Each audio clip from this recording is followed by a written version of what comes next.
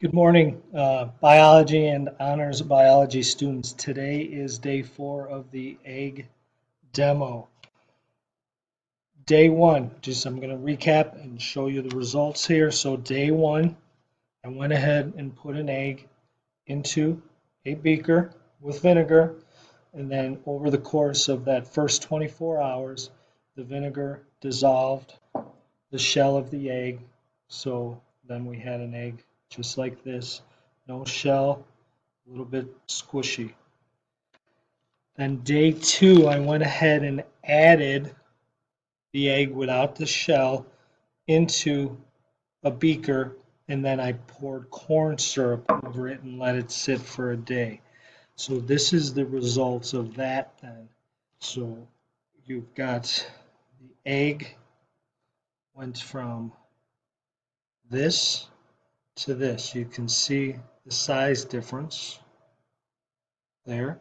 And then day 3, I went ahead and then put the egg back into a beaker and then covered it with distilled water. So this would be the result of that.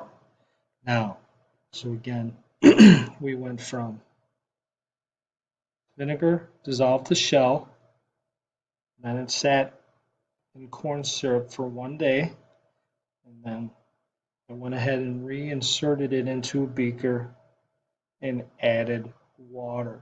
So again, I mentioned this does relate back to your notes about the transportation of materials in and out of a cell. And I asked you to look at and concentrate on the three terms isotonic, hypertonic, and hypotonic.